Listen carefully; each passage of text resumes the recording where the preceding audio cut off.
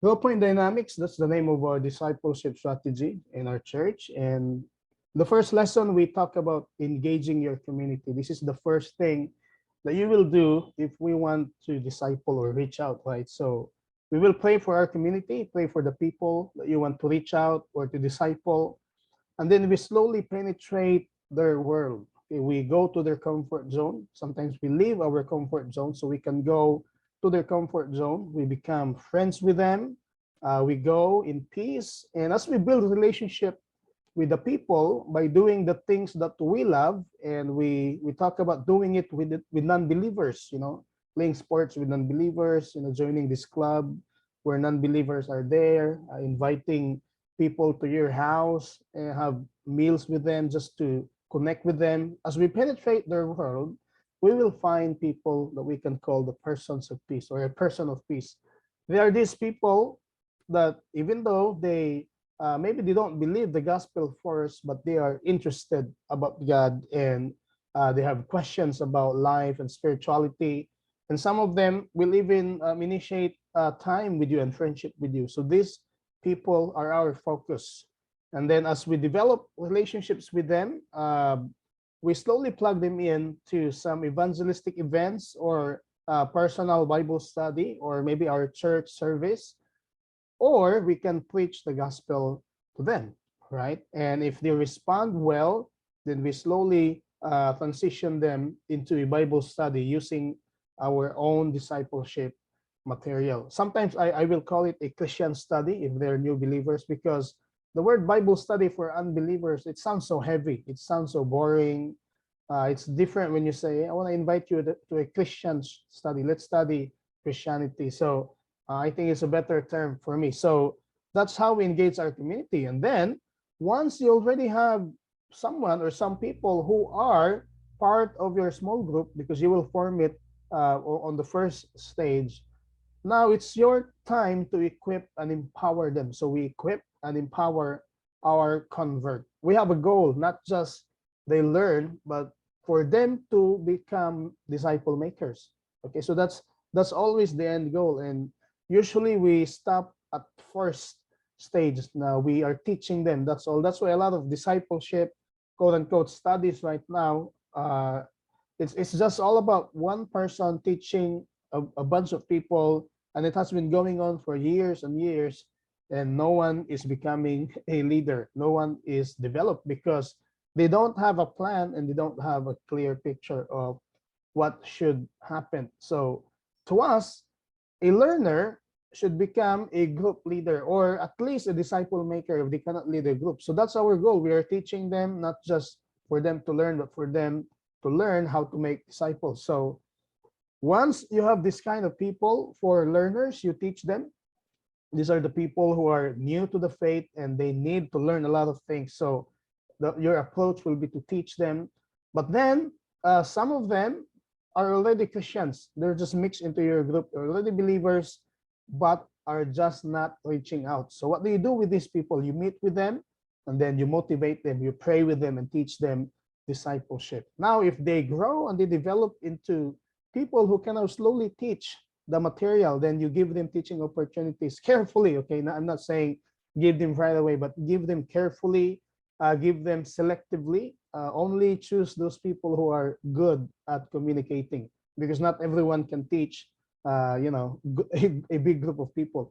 With one-on-one, anyone can do that, no problem. But when you talk about 4, 5, 6 people, 12 people in a group, you should choose who will be your co-teacher sometimes. Okay, and you mentor them. You teach them how to teach people, and then once they grow, then they become disciple maker. You trust them. That means sometimes you let them teach without your presence. Okay, you let them reach out someone without you. So that's how you trust them. They're now discipling 1 people, 2 people, and then eventually, if their group grows, which can also mean your group also grow, kaya napaman sila sa inyong group by that time, then you appoint them as the new GP group leader for the new group that came from your big small group. So this is the time of dividing or multiplying the group. So I will share more about that sa atong last lesson. So that's how you equip and empower them. Now, how do you lead an actual small group gathering? Very simple. Start with warm up questions and then proceed to the word, okay, the teaching of the word, apply the word, then have a short time of prayer after that. So very simple way of leading your small group, actual small group discipleship. So for our last session, this is about how you multiply your small group. Multiplying your small group is also on a bigger picture. This is what small group is all about. It's all about multiplying. It's not just about building, friendships that will last forever. You're not making your small barangay, okay? You are multiplying groups. So you need to let your group mates know that, hey, our gathering will not be forever. Okay, we will be forever church mates, friends, close ministry partners, but there will be time that maybe you will meet your own group on the same time that we meet our own group, because this is what it's all about. This is not sentimental. This is purely missional, okay? And they need to understand that. A ministry that is multiplying is one that equips leaders and empowers leaders to start and lead ministries through the church. Without leaders, we will not grow as a church. And the most important part of a discipleship group is the leader. So, who should lead a discipleship group? Everyone is expected to make disciples, right? But not everyone, to be honest, can become small group leaders. Not everyone. So this is what we're saying, that in the church, we form two groups. I have one group for the small group leaders, because I believe these people can carry a small group. And then I also made a group chat for one-on-one disciplers, because as of now, they're not yet showing potential that they can lead a group. Now, they can disciple, but they cannot lead a group yet because of some factors in their lives. So a discipleship group leader is a disciple who has been equipped and empowered to make disciples.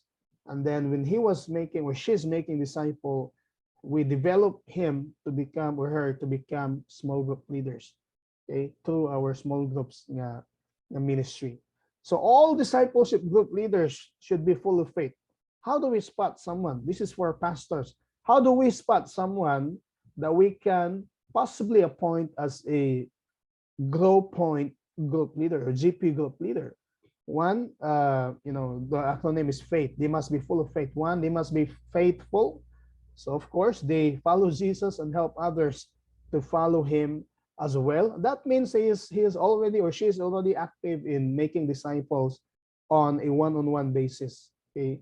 So I will not appoint someone as a group leader if I haven't seen him making disciple on a one-on-one setting, because that's faithfulness. If you're faithful in small things, then you can be faithful with great things as well. So second, of course, they must be available. They must be available. They are willing and able to serve.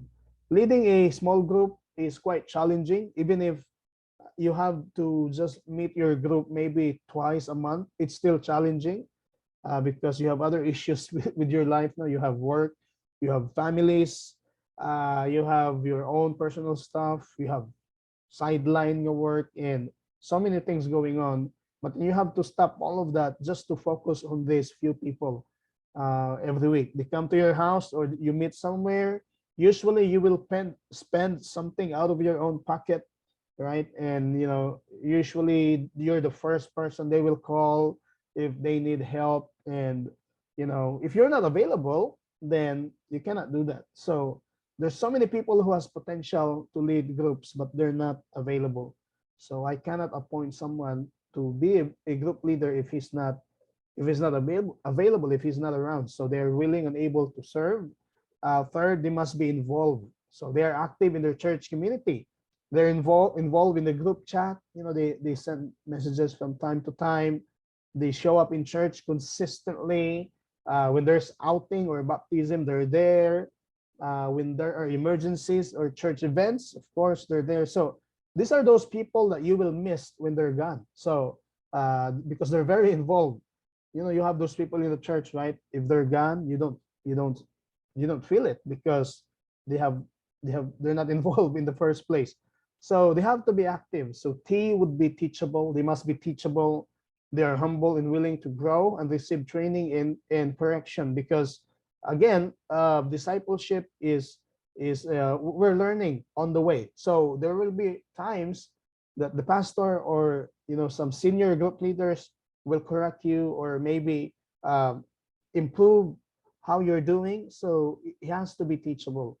And also, it's very dangerous to put a group leader that's prideful, because if the pastor says something and he doesn't like it, he might leave the church with the entire group. Okay, so it's very important that someone is teachable, and then they must also be hungry. They're passionate for God, His Word, and His purposes. They want to learn. They want the group to be very effective. So that's faith. They must be full of faith. Now, let's talk about internship, because this is very important in multiplying your group. So, for example, you guys, I think, can become GP group leaders or group leaders, small group leaders in your church or here. And so, if people, for example, are now coming to your group and your group is growing, and you're planning to multiply it as soon as it reaches a certain number, what do you need to do before that happens? You need to train someone. You need to have an intern first. So these are the leaders of the small group, the GP group leader, and then you have an intern.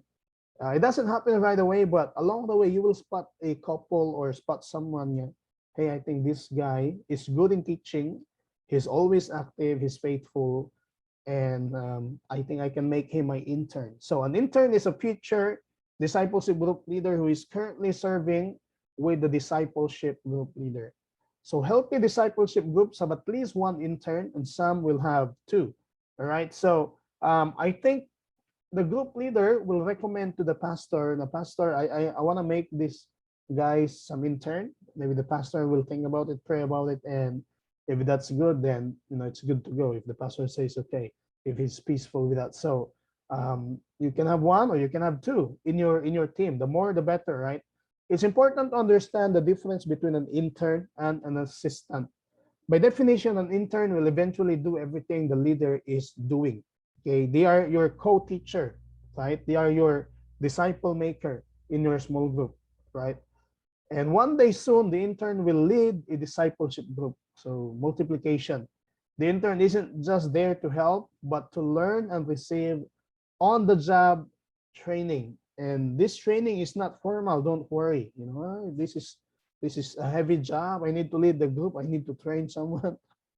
Not formally. They will just see you. You model to them how to lead a small group. In our church, we will also have trainings on how to start and lead a small group. So on the other hand, an assistant is just there to help, right? An assistant will be, can you cook this? Can you buy this?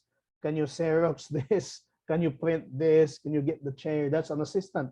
But an intern is different. An intern is, can you remind everyone about our gathering? Can you help me teach this one? Can you pray? So as a leader, you have an intern who does what you're doing. So you're trying to train him or her.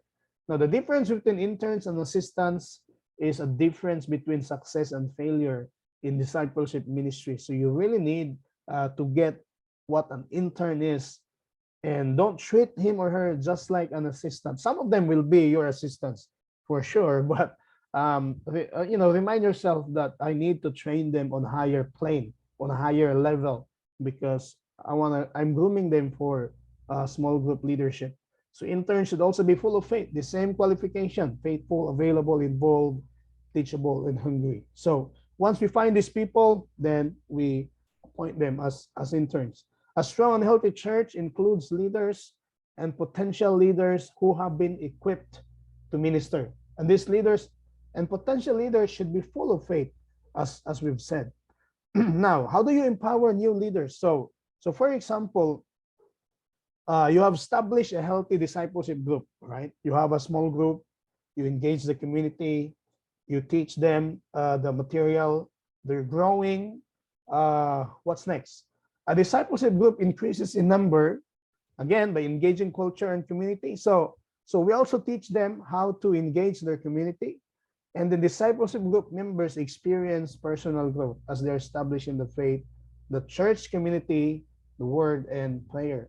Now, at this point, interns are equipped and empowered with an understanding of basic ministry skills. As we've said, we will train these potential GP group leaders. We will have probably video trainings with them or in person. We'll see how it goes as the ministry forwards, and they grow in confidence and competence to make disciples. So when it's time to multiply your growing small group, if the discipleship group grows larger than 10 to 12 people, maybe 10 in Philippine context, because most leaders don't have their own houses yet, right? We meet in boarding houses, small apartments, coffee shops, restaurants, parks. So maybe 10 to 12 people, it's time to divide the group. When it's too big for everyone to participate, the bigger the group, the harder it is to get everyone involved, get everyone attend, and to get everyone accountable. So we have to divide them. Also, when the group is too big, people tends to be very comfortable. We don't need to reach out more people because we're successful anyway. So we have to remind them that that's not what a GP group is supposed to be. Remember to equip and empower the intern who is full of faith, because you will be dividing that group. What's the perfect time to do that? When the group is ready first.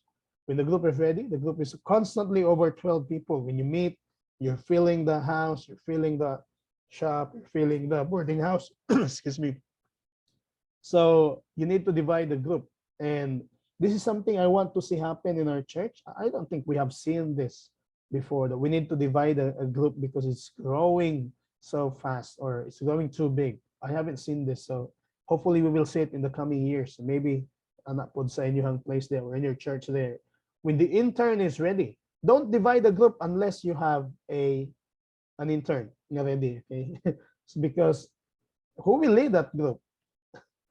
And it will be too hard for you if you will lead two separate small groups. So just find an intern first. The sooner the better. That's very important. Okay, the intern is ready, and then third, the GP group leader is ready. When the group leader is ready to release some of his members to join another GP group, a new one, then it's ready. This discipleship group leader concerns or discerns the timing for the group in the intern, as well as the pastor as well. Because the pastor will have the final say when that happens. So very simple in a strategy, but I guess this is something it will really make a difference on how we do discipleship, because we're thinking about not just teaching them, not just training them to make disciples, but really to multiply your group as your group mates reach out. So as we end, here's a very practical thing that you can do. You can build a list of people that you plan to invite to the discipleship group, your friends, social contacts, office mates, classmates, relatives, neighbors, old friends and family friends, church visitors, miscellaneous contacts like among barber, I don't know, sa inyong gym, if you can find someone that you can, it's a good place actually, but business owners and other things. So there's so many people in our context that we can reach out, right? So as we multiply our group, here are the things again that we should remember. We need to spot. Okay, that's very important. We need to train and empower to internship and eventually to leadership a person of faith, full of faith, faithful, available, involved, teachable, and hungry. Now, as we close, I remember there was an interview between some famous pastors in the States, Greg Laurie, John MacArthur, the Preach the Word conference. I think you've seen some of those videos. And the host, Greg Laurie, asked, I think that all the pastors, what's one of your greatest regret in ministry? And I think it was John MacArthur who said, appointing leaders too early. Okay, because once they're there, you cannot remove them or it's very hard to remove them when they make mistakes. So, I've experienced that in our ministry. So, as we think about multiplying our group someday, we need to be patient. That's the thing. We need to be very patient. We need to spot this kind of people. If we see people who are available but are not teachable, not hungry, then not faithful in the Lord, don't do it. You know. So we need to find all these key points: faithful, available, involved, teachable, and hungry. And when the time comes, then we appoint them as our intern, and then eventually group leader, and then the cycle will just continue. So the good thing about this materials, coming a training or workshop or strategy, rather at large, is that we will be provided from Pastor Mike all the trainings that we need if some people will become group leaders someday. I think they will start. It will start in the next generation. We are the first generation of this strategy. So this is our training. The workshop is our training. You know why? Because if we grow as MCNs, or if we came from good churches, we already know discipleship. We already know leadership. So I don't think you and me, we need to go through these videos again, just to know how to lead a small group. I think we can do that already. But the next people following us, that's a different story. So there's a huge bridge of training that they will cross before they can lead a small group. And this workshop is one of those, as well as those workshops that we will let them get involved as we appoint them to internship. So you've finished this workshop. So congrats ninyo, and thank you sa inyong time. I hope and pray that we can all be fruitful in our discipleship journeys.